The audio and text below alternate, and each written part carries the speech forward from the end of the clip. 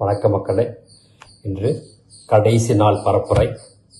நாம் டிஜிட்டல் மூலயமா நம்ம சொல்லிட்டு தான் இருக்கோம். டிஜிட்டல் மூலயமா பரப்புரை இப்போ பண்ணிட்டு இருக்கோம். காலைகளில் சென்றோம், வீடு வீடாக சேர்ந்தோம், மேடையிலே பண்ணுறவங்க நம்முடைய நண்பர்கள் பண்ணிட்டு இருக்காங்க. நாம் வீடியோ மூலயமா பண்ணிட்டு இருக்கோம். நம்ம ஒவ்வொரு பதிவிலையும் திமுக இந்த கடந்த 5 ஆண்டில் எப்படி ஆட்சியில் பண்ணிட்டு இருக்கு அப்படின்னு நம்ம சொல்லணும்னு அவசியம் கிடையாது. இப்போ நம்மளே பார்த்துட்டு இருக்கோம், அனுபவிச்சுட்டு இருக்கோம். அது அதிமுக ஆட்சி எப்படி இருந்ததுன்னு பார்ப்போம். பொதுவாகவே நம்ம பார்ப்போம்.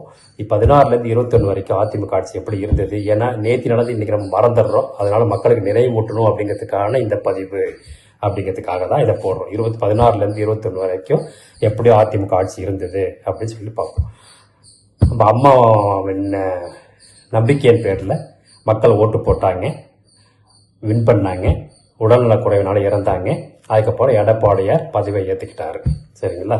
அதை கூட பல பேர் இந்த உதயநிதி பல கிரிட்டிசைஸ் பண்ணாரு. காலில் விழுந்தாங்கன்ட்டு. காலில் விழுந்தது நம்முடைய கலாச்சாரம். ஒருத்தங்க நல்லது செய்தாங்கன்னா அவங்க நம்ம காலில் விழுந்து வணங்கி அவங்கள ஏற்றுக்கிறது நம்முடைய கலாச்சாரம்.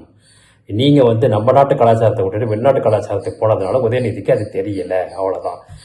அதே அவங்க தாத்தா தனக்கு பதவி வேணும் அப்படிங்கிறதுக்காக பல பேர் காலில் விழுந்தாரு. இவர் பதவி கொடுத்ததுக்காக காலில் விழுந்தாரு. அதனால எது சரின்னு பார்த்துங்க, எது நம்முடைய கலாச்சாரம்னு பார்த்துக்கோங்க. அது இழிவு, இது நம்முடைய கலாச்சாரம். சரியா? அதை நம்ம புரிய வச்ச உதயநிதிக்கு பல பேர் அதுக்கப்புறம் அதையும் அதை விட்டுட்டாரு, புரிஞ்சுக்கிட்டாரு. சரியா? ரைட். இப்போ என்னென்ன திட்டங்கள் அவங்க கொண்டு வந்தாங்க, எப்படி இருந்தது 5 ஆண்டுகள் அப்படிங்கிறத பார்ப்போம். துறை ரீதியாக பார்ப்போம். ஷார்ட்டாக முடிச்சிடுற துறை ரீதியாக பார்ப்போம். சரியா? முதல்ல நம்ம என்ன தப்போம், விவசாயத்துக்கு பார்ப்போம். விவசாயத்துக்கு என்னென்ன பண்ணார் அப்படிங்கிறது பார்ப்போம். விவசாயத்துக்கு டெல்டா மாநிலங்களில் இருக்க விவசாய நிலங்களுக்கு பாதுகாப்பு, மழை, வறட்சி அதெல்லாம் பண்ணும்போது அதுக்கான பாதுகாப்பு பண்ணாங்க. இதில் அது இப்போ திமுக சொல்கிறாங்க, செய்தே கிடையாது. அதிமுக செய்தாங்க, பலனடைஞ்சாங்க விவசாயிகள். 2வது, விவசாயத்துக்கு 3 ஃபேஸ் பவர் சப்ளை கொடுத்தாங்க. இதுவரைக்கும் காலங்காலமாக சிங்கிள் ஃபேஸு குறிப்பிட்ட நேரத்துக்கு மட்டும்தான். அந்த சிங்கிள் ஃபேஸுமே பவர் சரியாக வராது, டிம்மாக இருக்கும், லோ வோல்டேஜாக இருக்கும், 110 கிலோ வோல்டேஜ் தான் இருக்கும். பட் இதில் 3 ஃபேஸில் 440 வோல்ட்டு ஃபேஸ் டு ஃபேஸு அப்படின்னு கொடுத்தாங்க. அதனால பம்ப் செட்டுல பவர்ஃபுல் பம்ப் செட் போட முடிஞ்சது, தண்ணி வரவு நல்லா இருந்தது, விவசாயம் நல்லா இருந்தது. இது ஒரு பெரிய ஒரு மிராக்கல் தான் பண்ணணும். இது எந்த மாநிலத்துமே எனக்கு தெரிஞ்சு பண்ணது கிடையாது. இதை அதிமுக ஆட்சியில் விவசாயிகளுக்கு 3 ஃபேஸ் பவர் சப்ளை கொடுத்தாங்க. நேரம் நீடிச்சாங்க, 2 தடவை கொடுத்தாங்க, காலை மதியம். அது ஒன்று. அதுக்கப்புறம் நம்ம பெண்களுக்கு என்னென்ன பண்ணாங்க அப்படின்னு, பெண்களுக்கு என்னென்ன பண்ணாங்கன்னா விலை தள்ளுபடி பண்ணாங்க. அதுக்கப்புறமா கொடுத்தாங்க. போக மக்களுக்கு இப்போ ஸ்டூடெண்ட்ஸுங்களுக்கு சைக்கிள் கொடுத்தாங்க. பெண்கள் வேலை செய்ய பெண்களுக்கு பஸ்ஸில் பாதுகாப்பு இல்லை அப்படிங்கிறதுக்காக ஸ்கூட்டர் கொடுத்தாங்க. இது யாருக்கு, பெண்களுக்கு செய்த ஒன்று. அதுக்கப்புறமா நம்ம இன்ஃப்ராஸ்ட்ரக்சர் எடுத்து பாருங்க. இன்ஃப்ராஸ்ட்ரக்சரில் ஐடிக்கு எக்ஸ்பான்ஷன் பண்ணாங்க. அதுக்கப்புறம் ஃபாரின் இன்வெஸ்ட்மெண்ட் கொண்டு வந்தாங்க. ரோடு, அப்புறம் சாலைகள்லாம் பார்த்தீங்கன்னா எப்படி இருந்தது நல்லாவே தெரியும். இப்போ எந்த அளவுக்கு மோசமாக போச்சுன்னு தெரியும். சாலைகள் எல்லாமே அது மத்திய அரசாங்கத்தோட சேர்ந்து highways department, central highways department இருக்கு இல்லையா, அது மூலமாக சேர்ந்து பல சாலைகளை விரிவாக்கமாக்குறாங்க. 8 வழி சாலை கொண்டு வந்தாரு, ஆனால் அதை தடுத்து நிறுத்தினாங்க திமுக. இப்போ நடந்துட்டு இருக்குது. அதனால அதை மாதிரி பண்ண இன்ஃப்ராஸ்ட்ரக்சர் அதை பண்ணாங்க. இதை விட மிக மிக மிக மிக முக்கியமானது என்னன்னா குடிமராத்து மத்து திட்டம் அப்படிங்கிறது. அது என்னன்னா அனைத்து ஏரி, குளம், குட்டை அனைத்தையும் தூர்வாரினாங்க. தூர்வாரினதுல என்ன ஆச்சு அப்படின்னு சொன்னா, இன்னைக்கு தண்ணி எங்கேயுமே தேங்கி நிக்கல. மழை காலத்துல நார்மலா தண்ணிங்கிறது எல்லாருக்கும் குடி தண்ணி தட்டுப்பாடு இருக்கக்கூடாது. அதே சமயம் தண்ணி அதிகமா வந்தாலும் இங்க தேங்கி போய் தன்னுடைய வாழ்வாதாரம் பாதிக்கும். அது இதே பாத்தீங்கன்னா மழை காலத்தில் எவ்வளோ பாதித்தாங்கன்னு தெரியும். அதை சரி பண்ணாரு. சரி பண்ணதன் மூலயமாக என்ன ஆச்சுன்னா, இந்த 5 ஆண்டுகளில் எவ்வளோ மழை பெஞ்சாலும் தண்ணி எங்கேயும் தேங்கி நிற்கல. அதே மாதிரி எல்லா ஏரி, குளங்கள் எல்லாமே நிறைய தண்ணி வரவு வந்துக்கிட்டு இருக்கு அப்படிங்கிறத நம்ம மறந்துடக்கூடாது. அதுக்கப்புறம் காவல்துறை எப்படி செயல்பட்டுச்சு, முதல் மந்திரி கீழ் இருந்தாலும் காவல்துறை எப்படி செயல்பட்டது அப்படின்னு நம்மளுக்கு தெரியும்.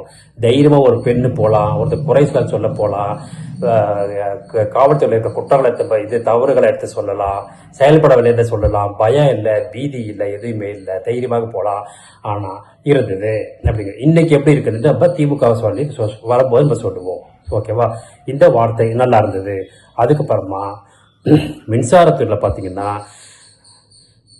தட்டுப்பாடு இல்லாத மின்சாரம், எலக்ட்ரிசிட்டி அதாவது கரண்டே நிற்காது அந்த மாதிரி கொடுத்தது. அது மட்டும் இல்லாமல் நம்மளோட தேவை, தமிழகத்துக்கு தேவை மட்டும் இல்லாமல் அதுக்கு அதிகமாக உற்பத்தி உபரியாக செய்து அண்டை மாநிலத்துக்கு நம்ம விற்றோம். ஒன்று. ரெண்டாவது, இது வரைக்கும் நீங்கள் எல்லாமே கேள்விப்பட்டிருப்பீங்க, 500 மெகாவாட்ஸு, 250 மெகாவாட்ஸ் அப்படின்னு கேள்விப்பட்டிருக்கீங்க. ஆனால் அதிமுக காலத்தில் தான் 32,000 மெகாவாட் மின்சாரம் உற்பத்தி செய்யப்பட்டிருக்கு. ஒரே ஒரு பிளான்ட்ல இருந்து 32 மெகாவாட் மின்சாரம் நாம தேவை. அதாவது மின்சாரத்துக்குள்ள 2 இருக்கு. இப்போ என்எல்சி இருக்குது, கல்பாக்கம் இருக்குது. இதில் சென்ட்ரல் கவர்மெண்ட் அவங்க தயாரித்து அவங்க தமிழகத்துக்கு கொடுப்பாங்க. நம்மளது இருக்கு பாருங்க, NTPC, TTPS, Thoothukudi power plant, Ennore தரவர் பிளான்ட், இதெல்லாம் நம்ம மாநிலத்தில் வருது. நம்மளே மின்சாரத்தை அதிகப்படியாக தயாரித்து அண்டை மாநிலத்துக்கு இப்போ கொடுத்தோம். சென்ட்ரல் கிரிட்டில் நம்ம இணைச்சோம். அது பெரிய ஒரு சாதாரண ஒரு இது கிடையாது. Mega engineering. இதில் பல படித்த இளைஞர்களுக்கு வேலை, பல அறிவு சார்ந்த வேலைகள் கிடைத்தது. இந்த மாதிரி பல இதில் சொல்லிட்டே போகலாம். அண்டு ஒட்டுமொத்த மக்கள் பீதி இல்லாமல் வாழ்ந்தாங்க அதிமுக ஆட்சியில். ஆனால் இப்போ கேட்கணுமா சொல்லணுமா என்ன தெரியல.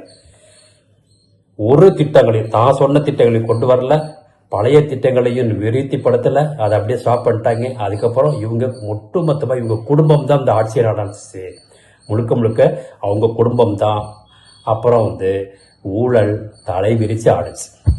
வேலைவாய்ப்பு 5 லட்சம் பேர் வேலை தரேனாங்க, 50,000 பேர் தான் வேலை கொடுத்தாங்க. 10ல் ஒரு பங்கு தான் கொடுத்தாங்க. அந்த வேலை வாய்ப்பும் பார்த்தீங்கன்னா ஒரு நல்ல எல்லாம் லஞ்சம் வாங்கி கொடுத்தாங்க. அதில் தான் நம்ம செந்தில் இவர் நேரு அவர் மாட்டிக்கிட்டார். 882 கோடி கொடுத்தா 10% லஞ்ச லாபத்தின் மூலமாக சேர்க்கப்பட்டது அப்படிங்கிறது தெரியும் எல்லாருக்குமே. அப்புறம் போதைப் பொருள் அனைத்து காலேஜுக்கு அருகிலேயே போதைப் பொருள் கிடைக்குது. அப்புறம் காவல்துறை தனிச்சையாக செயல்படவே முடியவில்லை. திமுக குடும்பத்துக்கு மட்டுமே வேலை செய்யுது. என்னென்ன அராஜகங்கள் பண்ண முடியுமோ பண்ணிட்டாங்க. இதை காவல்துறையை குறை சொல்ல முடியாது. அவங்க முதல் மந்திரியின் கீழ் இருப்பதனால சொல்றதை செய்ய வேண்டியதாக போச்சு. அது கொடுமை. திமுக ஆட்சி நிலைச்சதுன்னா இனிமேல் நம்ம தமிழ்நாடு நினைச்சு பார்க்க முடியாத, அதாவது ஐரோப்பா ஆப்பிரிக்கா கண்டத்தில் இருக்கக்கூடிய பல நாடுகள் இருக்கு இல்லையா, அந்த நாடுகள் மாதிரி இங்கே போதை புழக்கம், அப்புறம் கலாச்சாரம் சீரழிவு, அப்புறம் நம்மளுடைய மதத்தை அழிக்கிறது. பாருங்களேன், இப்போ திருப்பரங்குன்றத்தில் நமக்கு கோர்ட்டே கொடுத்த பிறகு செய்யலைன்னா இப்போ இவங்களை வச்சு நம்ம என்ன பண்ண முடியும்?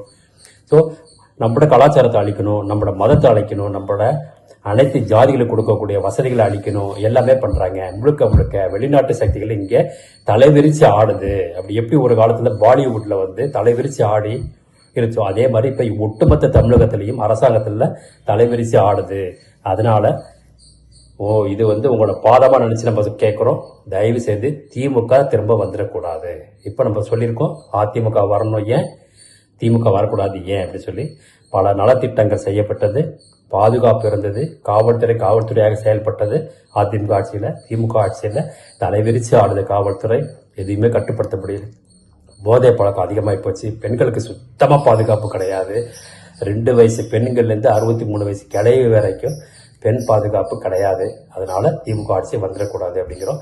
மக்களே சிந்தியுங்கள். 23ஆம் தேதி தயவு செய்து இதுவே நம்முடைய தலையெழுத்து அப்படிங்கிறது சொல்கிறோம். ஜெய்ஹிந்த்.